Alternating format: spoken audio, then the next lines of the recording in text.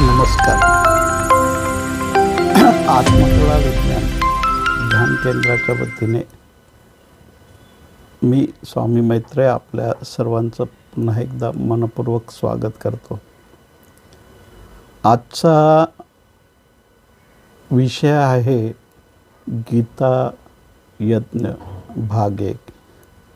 आपण ठरवल्याप्रमाणे 1000 सबस्क्रायबर झाल्यानंतर आपण भगवद्गीता यज्ञ एक नवीन सिरीज सुरू करणार होतो. तर ती सुरू करण्यापूर्वी त्या संदर्भातले काही प्रश्न आहेत. ते प्रश्न मला वाटतं आपण जर आधी घेतले गीताचा अध्याय सुरू करण्यापूर्वी तर अधिक सोयीस्कर होईल. आणि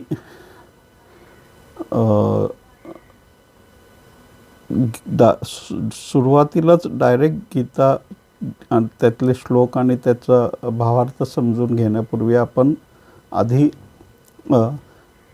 त्या संदर्भातले जे काही प्रश्न आहेत कृष्णाच्या बाबतीत असतील, गीतेबाबतीत असतील, ते आधी आपण समजून घेऊ. त्यामुळं आपण ही जी चर्चा होईल या सिरीजला मी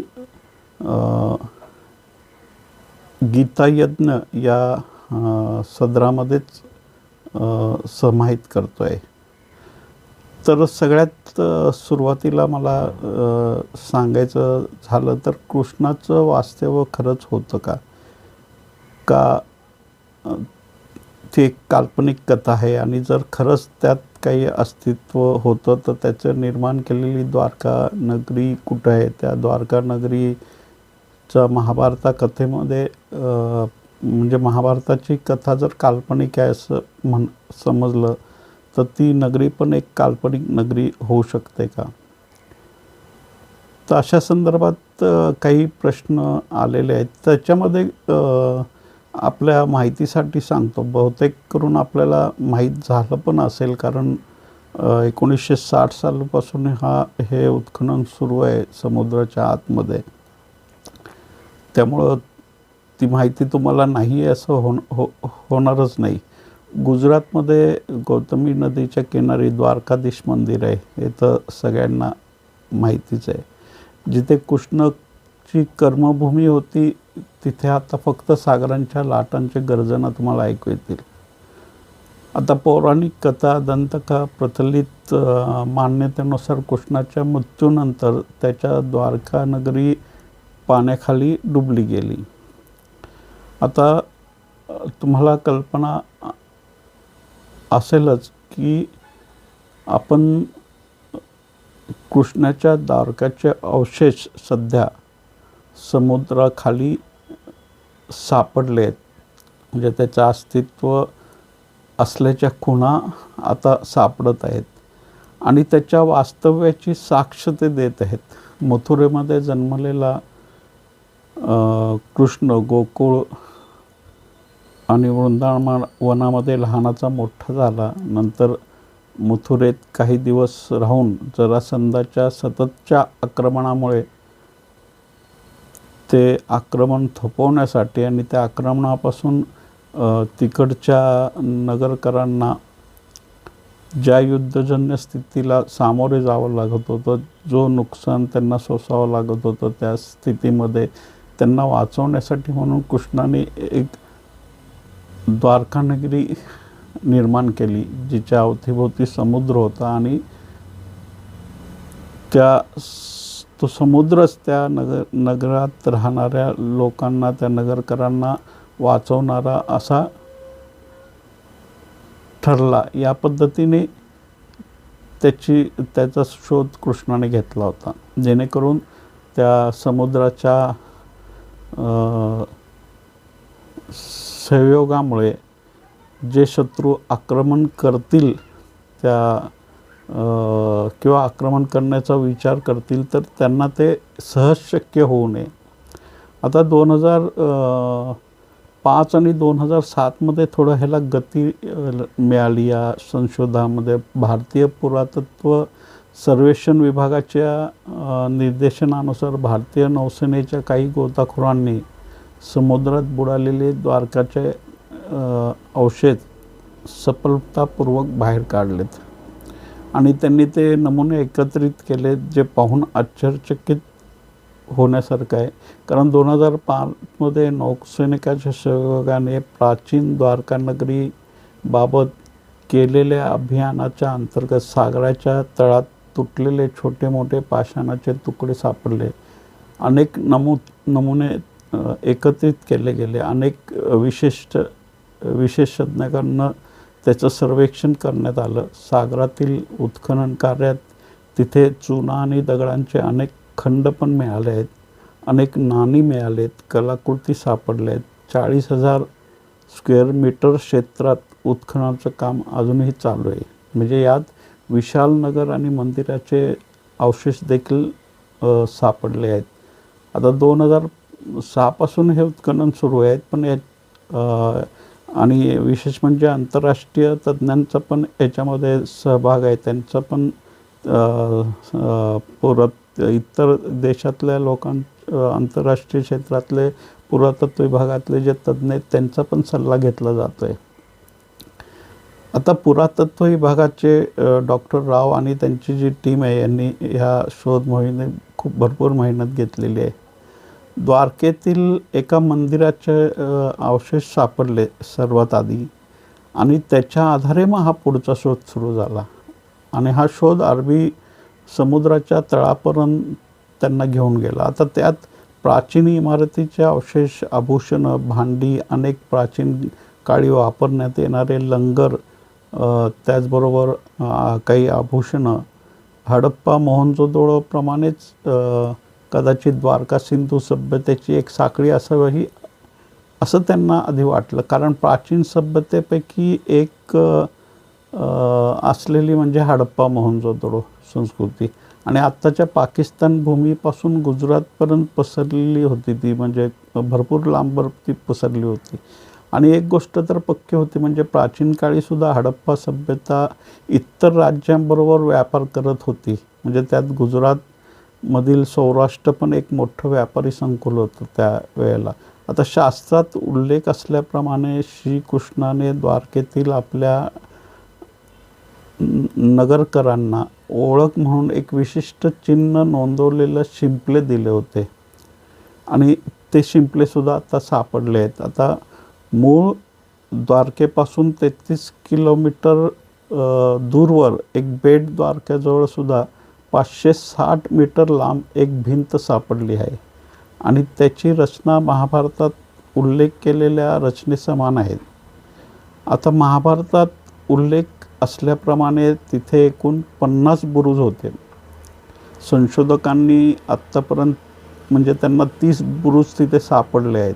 हडप्पाचे अवशेषही त्या संस्कृतीच्या अंतिम काळातला जर अभ्यास केला तर तो 4,000-4,500 वर्षापूर्वीचे आहे. मग इतिहासकारांच्या मतानुसार महाभारताचा काळ देखील 5,000 वर्षापूर्वीचा होता. तर मग समुद्रात जे सापडलेले इतर अवशेष आहेत त्याचे काही कार्बन डेटिंग केले गेले तर ते त्यातले काही 9,000 काही 12,000 वर्षापूर्वीचे पण त्यांना आढळले.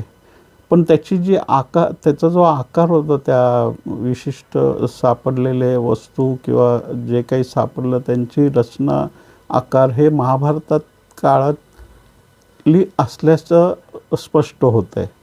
म्हणजे भारतातला जो काही अरब सागरामध्ये बुडालेली द्वारका शहराबाबत संशोधन सुरू आहेत किंवा चालू आहेत तर त्यातला शास्त्रातील उल्लेख केल्याप्रमाणे द्वारका नगरी समुद्रात बुडाली आहे. खरंच अशी कुठं नगर अस्तित्वात होतं का? का कृष्ण एक काल्पनिक पात्र आहे? का खरंच कृष्णाचं वास्तव होतं? महाभारतात एक काल्पनिक कथा, दंतकथा आहे का खरंच हा इतिहास घडला होता? आता मंदिराचं शिखर दिसलं, तिथनं पुढं उत्खनन सुरू झालं. तिथं पण 7 मजली उंच मंदिर त्यांना सापडलं आणि या उत्खनन करत असताना त्यांना श्रीकृष्णाच्या द्वारका शहराबाबत जाणून घेण्याची इच्छा निर्मित झाली राव यांना. आता जिथे द्वारका नगरी आहे तिथेच आजूबाजूला पसरलेल्या समुद्रात त्यांनी त्याचा शोध सुरू केला. 1960 साली सुरू झालेले हे शोधकार्य आज 2021 साल उजडलं आहे तरी हे चालू आहे. आणि द्वारकेच्या संशोधनामध्ये एक तर समुद्राखाली अनेक गोष्टी सापडल्यात ज्या आश्चर्यचकित करणाऱ्या होत्या. अरब सागरातील ज्या ठिकाणी हे संशोधन चालू आहे ती जागा मुळात हाय सिक्युरिटी झोनमध्ये आहे. म्हणजे तिथं सर्वांना जाण्यास बंदी आहे. म्हणजे कोणीही तिथं जाऊ शकत नाही. पाकिस्तान बॉर्डर तिथून जवळच आहे. तिथे ड्रायव्हिंगला पण अनुमती नाही आहे. आणि इथे अनेक विशिष्ट आकारात तासलेले पाषाण सापडले त्यांना, जे 200 मीटर क्षेत्रामध्ये पसरले होते. म्हणजे जे आधुनिक रडार सिस्टीमद्वारे जे स्कॅनिंग करण्यात येतं त्या म्हणजे ध्वनी तरंग पाण्यात सोडून त्या ध्वनीचा जो प्रतिध्वनी एकत्र करून जो डाटा गोळा केला जातो त्यानुसार एक चित्र स्पष्ट होतं. त्यानुसार नवीन द्वारकेच्या उत्तर दिशेला देखील आता संशोधन चालू आहे. आत्ता म्हणजे ज्याला बेट द्वारका म्हणतात, काही संशोधकांच्या मते जुनी द्वारका नगरी ह्या बेटावरच होती जी पाण्याखाली गेली असावी. पण इथे फार मोठ्या प्रमाणात संशोधन झालेलं नाही. पण जेवढे झाले त्यातून जी मिळणारी माहिती आहे ती थक्क करणारी आहे. आता तिथे एक खूप प्राचीन भिंत पण सापडलेली आहे. ती जमिनीखाली अनेक फूट खोल आहे. म्हणजे ती उंच भिंत आहे आणि खूप दूरपर्यंत उभी केलेली ती दिसून येते.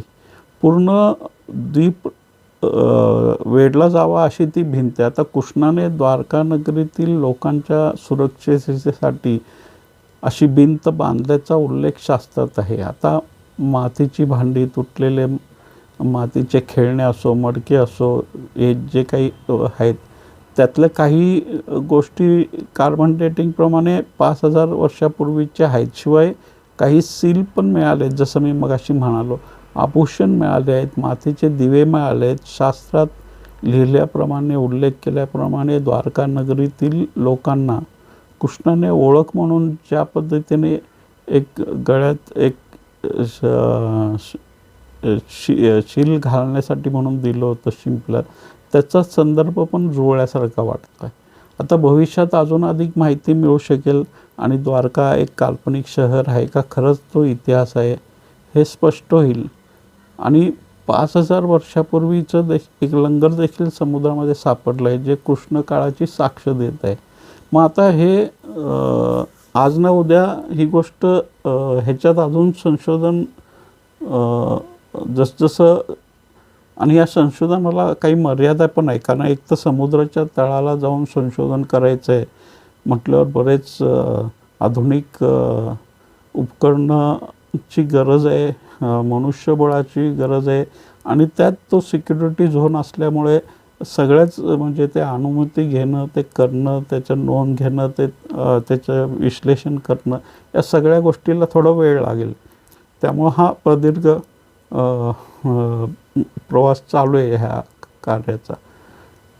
पण आता हा एक भाग झाला.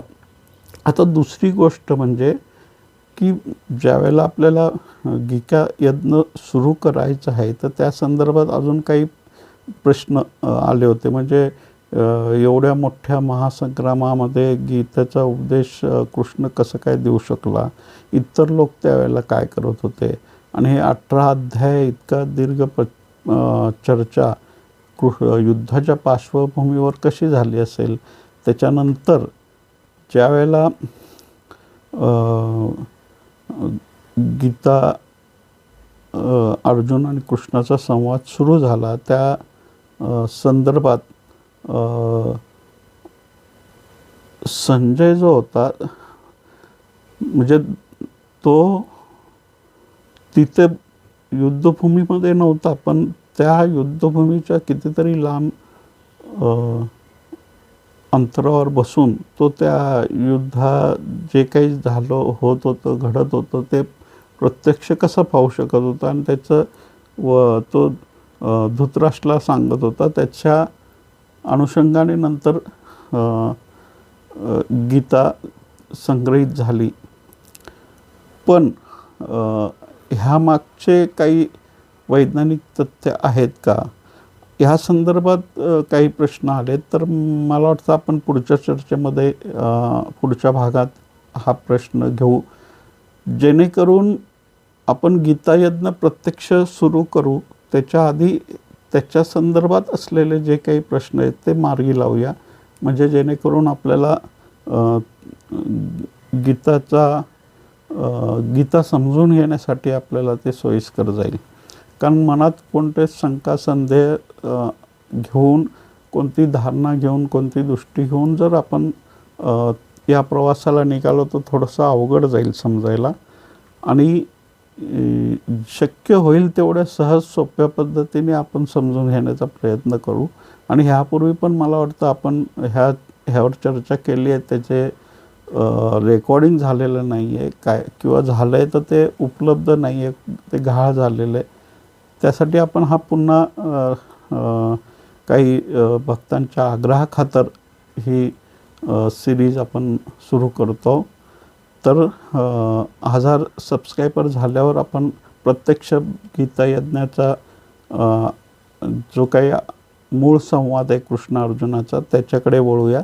त्याच्या आधी आपण त्याच्या संदर्भात जे काही प्रश्न असतील ते मार्गी लावूया. अजूनही कोणाचे काही प्रश्न असतील त्या संदर्भातले तर आपण विचारू शकता कॉमेंट्समध्ये, किंवा माझ्या पर्सनल व्हॉट्सॲप नंबरवर किंवा ग्रुपमध्ये विचारू शकता, किंवा मेलवर पाठवू शकता. धन्यवाद. जय शंकर.